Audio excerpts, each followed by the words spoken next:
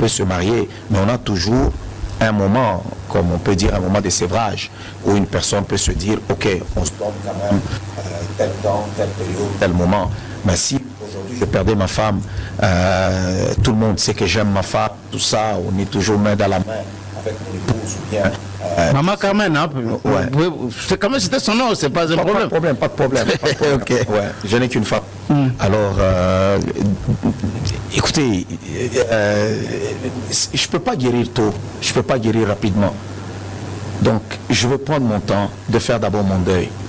Et je pense que c'est ce côté-là qui offusque plusieurs personnes.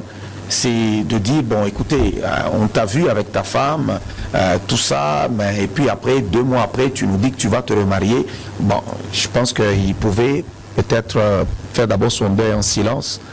Parce qu'il faut éviter de... Vous savez, les réseaux sociaux, c'est une drogue. Les réseaux sociaux, c'est une drogue. C'est vraiment une drogue. Parce que les gens en veulent toujours. Ils en veulent. Alors, il ne faudrait pas qu'on utilise certains côtés qui sont beaucoup plus sensibles. Je pense que c'est un côté trop sensible. Mais je ne peux pas me remarier aussi rapidement si aujourd'hui je n'avais pas d'enfant. Il n'a pas fixé une durée, vous l'avez dit. Il a dit pas longtemps. D'abord, lorsque vous l'avez suivi dire ça, hein, je n'ai pas reçu le don de célibat.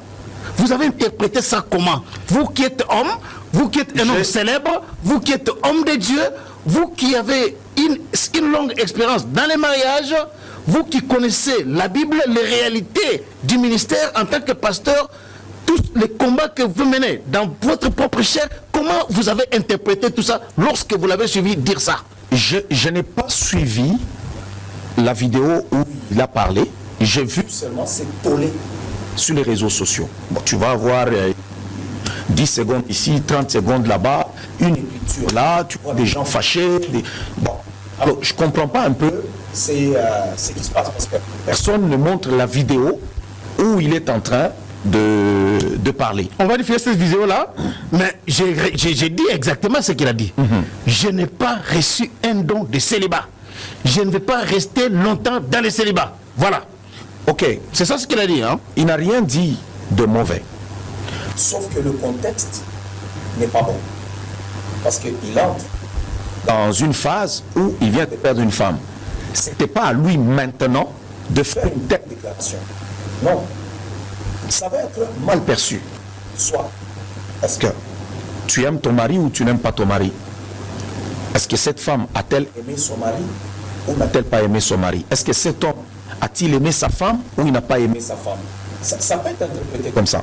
Deuxièmement, on peut se poser la question, est-ce que cette femme avait-elle un homme déjà à côté ou bien cet homme avait-il déjà une femme à côté? Alors il y a une pression où on te dit, bon, écoutez, il faut maintenant que moi j'entre aussi en scène parce que ton amant ou je ne sais pas qui, il décide aussi d'entrer. Ça veut dire qu'il y a beaucoup d'interprétations.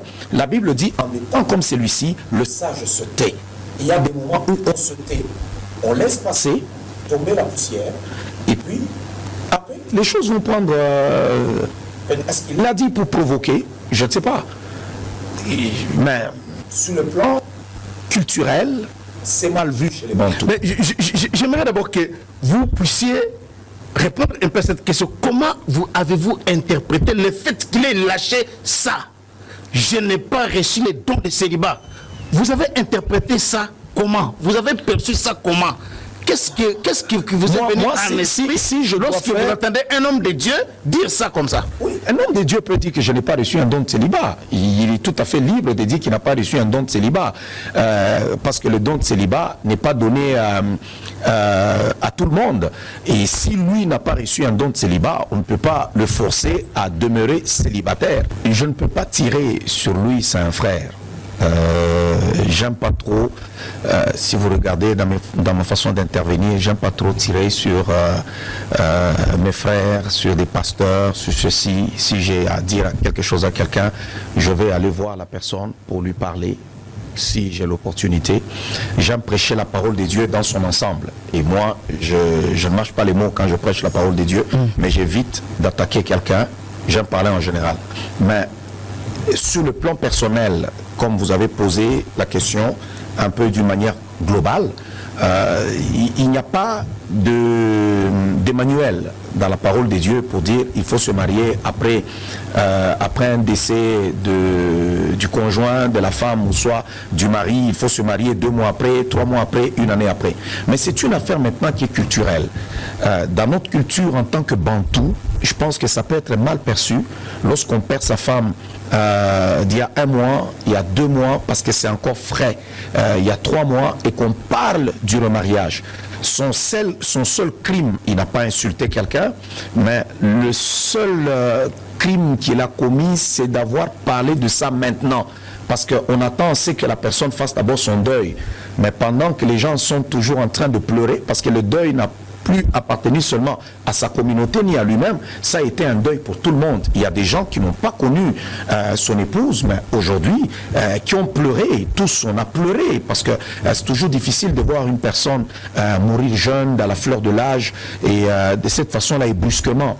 Et je pense que c'est ce qui blesse beaucoup plus les gens. C'est ce qui blesse. Donc, vous comprenez les fonds de sa pensée, de son discours, ou vous comprenez les réactions de ceux qui s'opposent à ce qu'il a dit? Non, je comprends et le fond de sa pensée et les réactions.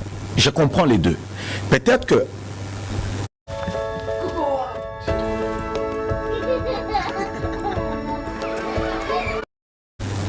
son discours, ce n'était pas le temps. La Bible dit, en des temps comme celui-ci, le sage se tait. Ce n'était pas le temps, pas du tout. Les autres qui réagissent, ils se sentent blessés, trahis. C'est comme qui dirait, ils veulent prendre la défense de la personne qui est déjà décédée, ou même peut-être de la famille de notre sœur qui est partie, pour se dire, mais écoutez, comment ça? Parce que même si la Bible dit que une fois que le conjoint est mort, le mari est mort, la femme par exemple est dégagée, mais il y a quand même une conscience morale. Il y a quand même des affaires culturelles. Je ne peux pas effacer directement ma femme lorsqu'elle quitte cette terre, et comme si on n'a jamais rien vécu ensemble, comme si je ne l'ai jamais aimé. C'est ce côté-là qui blesse un peu. Je pense que les gens se sont sentis un peu agressés et blessés, et ils ont acheté ce problème. Mais le pasteur a dit, je ne vais pas rester longtemps. Je n'aurais pas fait une telle déclaration. Rester longtemps là. Voilà, les gens pensent que comme il parle de rester longtemps, ça veut dire peut-être que dans une semaine ou dans 2, 3, 4 mois, il peut se marier. Pour vous, vous pensez qu'il doit prendre combien de temps finalement? Normalement, il ne pouvait pas tenir ce discours-là aujourd'hui, parce que vous venez de dire que ça fait 2 mois. 2 mois et demi, hein? Ouais, 2 mois. Même si on était à 3, on peut même arrondir à 3. On peut même aller à 4 mois. C'est pas beaucoup. C'est pas beaucoup. Pourquoi? Parce que le deuil a été le deuil presque national. Absolument. Même international, hein, les gens sont venus. Oui, même international. Ça veut dire que cette histoire ne t'appartient plus. Vous savez, il y a un problème aussi. Vous savez, quand tu n'es pas connu, ta vie t'appartient. Une fois que tu es connu, ta vie ne t'appartient plus. Aujourd'hui, on fait attention à tout. Quand tu sors sur la route, c'est tout le monde. Il y a des gens qui peuvent se fâcher au volant de leur voiture, klaxonner sur quelqu'un. Hey, toi, mais moi, je ne peux pas le faire. Ça veut dire que tu dois prendre toujours ton mal en patience. Même si quelqu'un passait comment, tu risques de klaxonner comme ça, la personne te regarde, c'est ton fidèle. Tu vois, c'est que ça peut apporter ça. Ça veut dire qu'on se contrôle. On contrôle aussi ce qu'on doit dire, ce qu'on doit faire comme déclaration. En ce moment, il fallait se taire. Pas faire des gens de déclarations. Vous savez, on n'est pas des robots, on n'est pas des robots. Lorsque nous perdons un être cher, ça nous fait mal. Même Jésus-Christ en chair, il a pleuré. Jésus a pleuré Lazare. Il était devant le tombeau de Lazare et le Seigneur a pleuré. Et la Bible a écrit Jésus pleura. Alors, c'est pas facile. Jusqu'aujourd'hui, moi je pense que mon père était mort. Ça m'a pris beaucoup de temps pour me remettre de la mort de mon père. Et là, je parle de mon père. C'est différent de ma femme ou c'est différent d'un mari. Si, seulement si, vous avez été bien. Parce que il y a toutes sortes d'interprétations aussi qui peuvent découler de certaines déclarations. Parce que si vous êtes vraiment en symbiose, vous êtes unis avec une personne, vous vous aimez vraiment, la blessure ne se referme pas vite. Ne se referme pas vite. Vous dites que la blessure ne se referme pas vite lorsqu'on perd un être cher. Vous avez l'impression que cette déclaration-là a suffi pour démontrer que la blessure s'est refermée vite dans le cas du pasteur Marcelo? C'est ce que vous voulez dire? Oui, mais ça laisse place à toutes sortes d'interprétations. Ça laisse place à toutes sortes d'interprétations. Parce que, écoutez, c'est pour cela que moi j'invite les gens à ce qu'on soit vrai quand on se présente devant les gens. Parce que les gens nous regardent, les gens observent. Et les gens qui nous écoutent ne sont pas bêtes. Ils nous regardent, ils jugent tout ce que nous faisons. Parce que si je suis uni avec ma femme, si nous nous aimons, moi et ma femme, je ne peux pas oublier ma femme.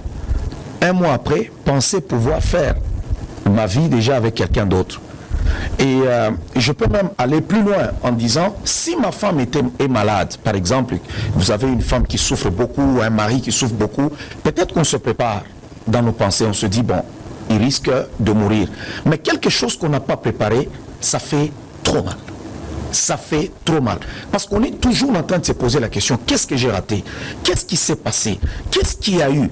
Bon, écoutez, et puis, un mois après, 2 mois ou 3 mois après, 4 mois même, je me tiens debout, je dis à ma famille ou à mes enfants, ok, moi je dois me remarier, je n'ai pas reçu un don de célibat.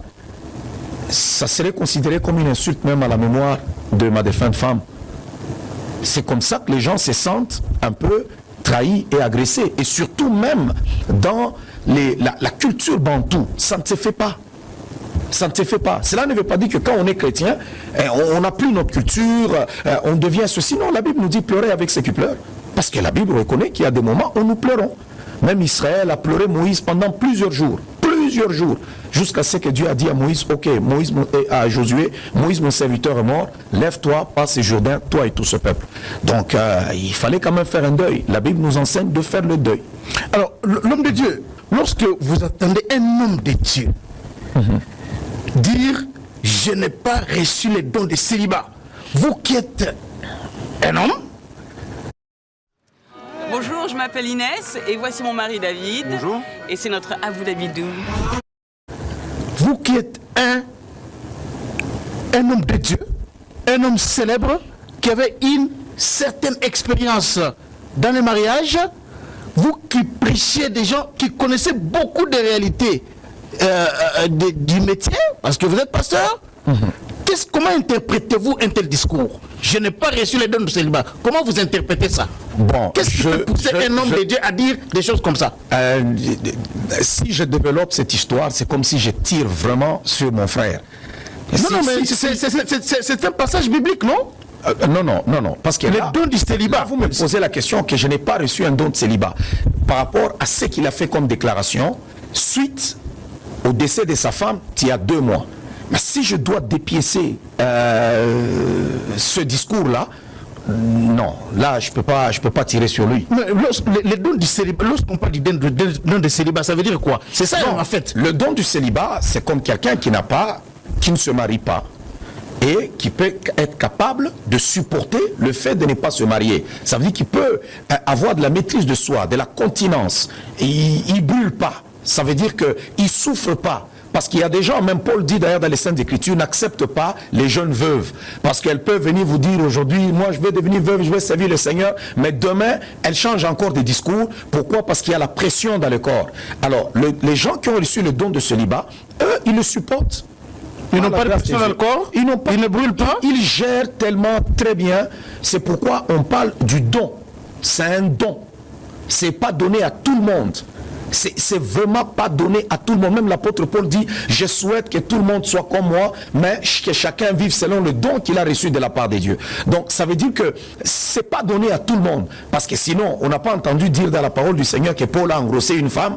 On n'a pas entendu dire qu'il y a eu ceci, il y a eu cela. Regardez par exemple comme les prêtres catholiques. Ils disent qu'ils ont les dons de célibat, mais regardez les dégâts qu'ils font. Regardez les dégâts qu'il y a dans l'église catholique. Les prêtres font des dégâts? Mais les prêtres font des dégâts. Les prêtres font des dégâts. Les gens parler seulement des dégâts des pasteurs, de ceci, de cela, mais ils oublient les dégâts que font les prêtres.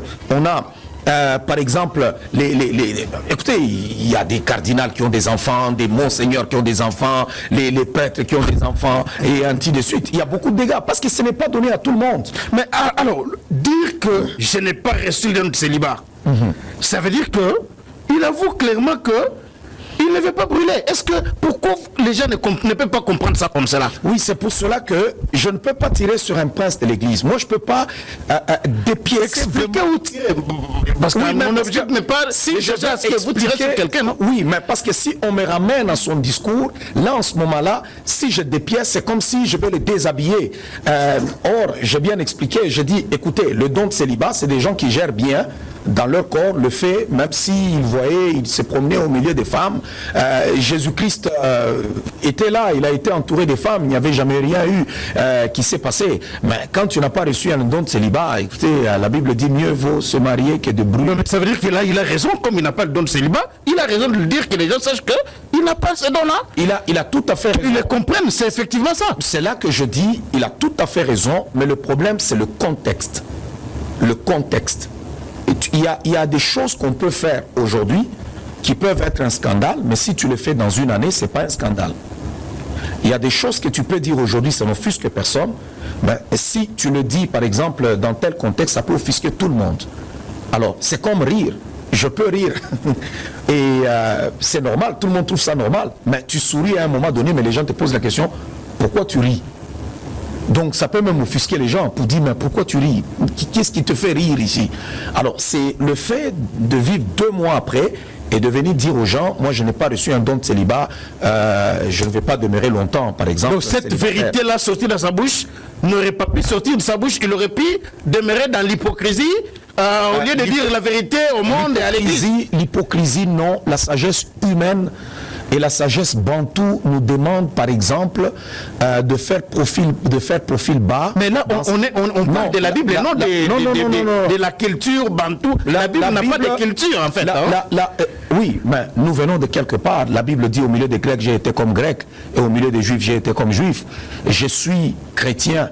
Je peux être chrétien, mais je suis américain, canadien, congolais ou ainsi de suite. Cela ne veut pas dire que si je suis chrétien, je ne veux plus respecter les lois de mon pays, je ne veux plus respecter la culture de mon pays. Et non, il y a une culture, il y a certaines choses dans la parole de Dieu, quand nous lisons, c'est la culture juive, qui n'a rien à voir avec la parole de Dieu, mais c'est la culture juive. Par exemple, quand on veut manger, on se lave les mains, ou bien quand quelqu'un te rend visite, tu le laves les pieds, tu fais ceci. C'est une culture juive qui n'a rien à voir avec la parole de Dieu. Si je ne l'applique pas moi, ça ne s'applique pas à tout le monde. Mais nous, par exemple, quand on va dans une maison de deuil, on pleure, on fait un visage triste, on est avec tout le monde. Et imaginez-vous que je viens te rendre visite, ton père, ton frère, ta soeur, ta femme est décédée. Et moi, je viens au deuil là-bas en riant. Les autres en train de pleurer.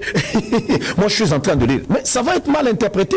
La sagesse bantou nous demande à ce que, quand on va dans une maison de deuil, on est là, on ne parle pas, on est calme, on pleure aussi avec ceux qui pleurent. C'est tout simplement ça. La Bible ne fait pas de nous des robots ou des gens qui sont plus sensibles. Non, pleurer n'est pas mauvais. Si tu pleures, un être qui est cher, pleure, fais ton deuil.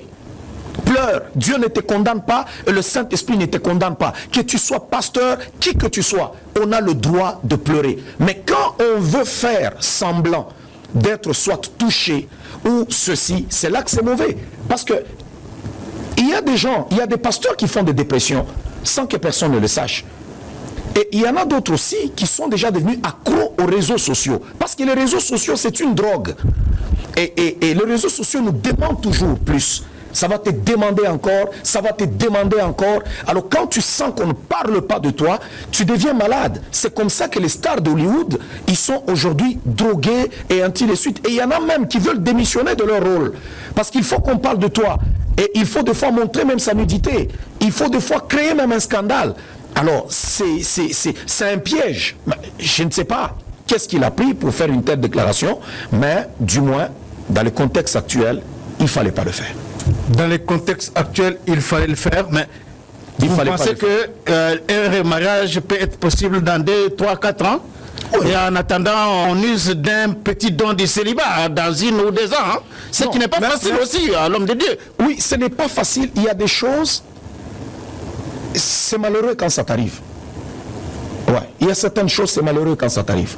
Il y a des combats dans notre vie, chacun a ses combats. C'est malheureux quand ça t'arrive. Mais du moins, il ne faut pas être un scandale aux autres. Qu'est-ce qui est maintenant mieux à faire? Brûler ou s'en foutre de l'opinion et être en conformité avec les Écritures, avec son Dieu. Non, la Bible dit nous rendons tous égards recommandables comme des serviteurs de Dieu dans toutes les circonstances. Même lorsque c'est difficile, on ne veut pas être un scandale. On veut être recommandable comme des serviteurs de Dieu. On ne s'en fout pas des autres. On ne s'en fout pas des gens. Non. Bon, je vais vous la faire vite parce que j'ai presque plus de data sur mon forfait RIF limité. J'ai peut-être trouvé la solution pour concurrencer la 5G limitée de Free.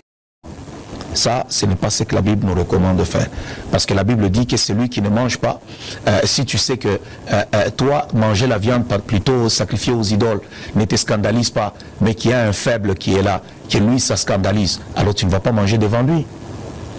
Donc vous passez dans les cas désormais que le pasteur Marcelo a scandalisé les gens? Oui, mais parce que tout ce qu'il y a comme tollé aujourd'hui, c'est parce que ça crée un scandale. Ces paroles ont offusqué plusieurs personnes. Ça a offusqué. Ça a vraiment touché, troublé. Est-ce que vous posez un peu la question? J'ai ma femme que j'aime beaucoup. On s'aime bien avec ma femme. Aujourd'hui, le monde entier aussi connaît ma femme. Et je ne souhaite pas que cela arrive. Mais imaginez-vous que ma femme quittait ce monde et on me voit 2 mois après, même 3 mois. Je me tiens debout pour dire, écoutez, moi je n'ai pas reçu un don de célibat, je ne vais pas durer, moi, dans le célibat, tout ça. Ça va offusquer et mon église, et mes enfants, et la famille de ma femme, et les gens qui nous aiment, et le monde. Ça va offusquer tout le monde. Il y a des choses, on regarde, on pèse, on se dit, est-ce qu'il faut que je le dise? Est-ce que ça en vaut la peine? Mais, et pourtant, s'il avait peut-être patienté, on laisse tomber la poussière, peut-être ça n'aurait pas eu le même impact après 8 mois, 10 mois et ainsi de suite. Alors, l'homme de Dieu, parlons maintenant de ce sujet, le rôle de l'Église. On voit, les gens parlent de temps en temps des scandales au sein de l'Église, en général, en République démocratique du Congo.